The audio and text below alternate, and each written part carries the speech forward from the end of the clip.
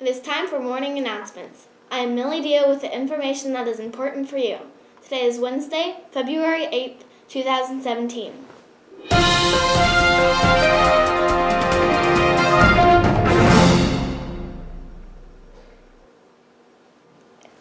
As you have heard by now, it is February and the groundhog saw its shadow. That means another 6 weeks of winter. So keep bringing your heavy coats for that lovely cold weather. The penguin plunge was a success. Many of you were able to bring in much-needed money to help the school in preparation for future field trips. Thank you all for your support.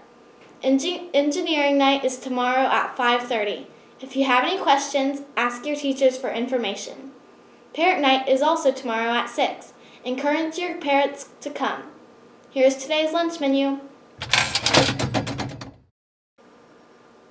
Pizza Crunchers, green beans, and wacky cake. Wellness Wednesday is here to stay. We hope you are all enjoying some great information to help our diets, exercise, and overall health. Here you go. Perfumers can learn to distinguish individual odors in a fragrance made of hundreds of scents. Tea experts have been known to sniff out not just the location where a tea was from, but the season of harvest and whether it was planted by a plum tree. And the New York City Transit Authority once had an employee responsible only for sniffing out gas leaks in the subway system. Can just anyone learn to smell with the sensitivity of those experts? For most of us, what we smell is largely involuntary. Whether it's garbage behind a restaurant, the shampoo of the woman leaving an elevator as you enter, or a bakery's fresh-made bread.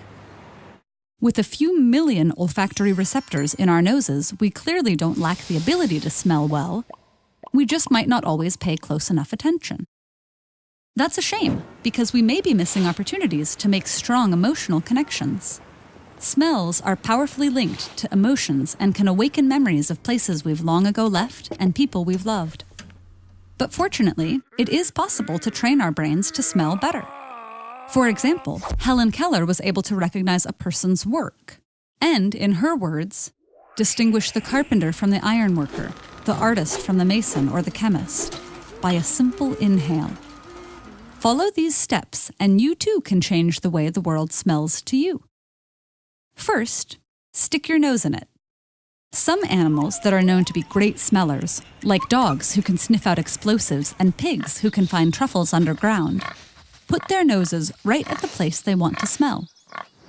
Human noses, meanwhile, are casting around in the middle of the air, giving us an anatomical disadvantage.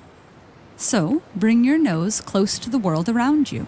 The ground, surfaces, objects, the food in your hand. Get close to your dog, your partner, the book you're reading.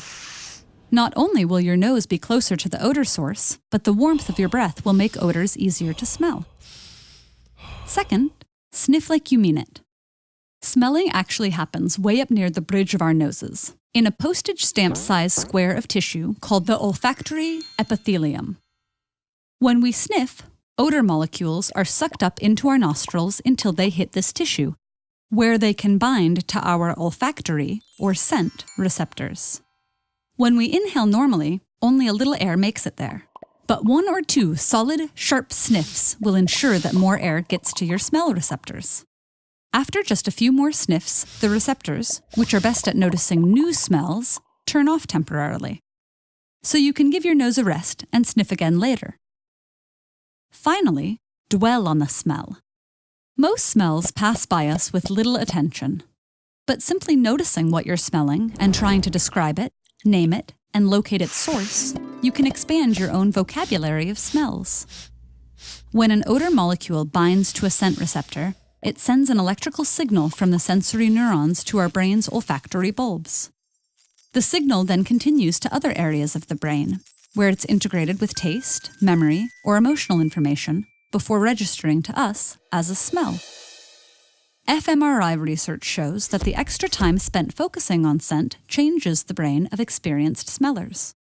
For them, perceiving and imagining odors becomes more automatic than for non-experts. To get started yourself, take ingredients from your kitchen, spices, vanilla, or fruit, but never anything toxic. Close your eyes and have someone bring them under your nose. Sniff and try to name the source. Over time, you'll begin to appreciate nuances in familiar odors and recognize characteristics of new and unusual smells. The perfumer has practiced these steps enough to become an artist of odor. But even if you never pursue smelling to that degree, the spectacular result of an unspectacular action will change how you sense and experience your days. That is all we have for today. Please stand for the Pledge of Allegiance and remain standing for our moment of silence. I pledge allegiance to the flag of the United States of America and to the republic for which it stands, one nation, under God, indivisible, with liberty and justice for all.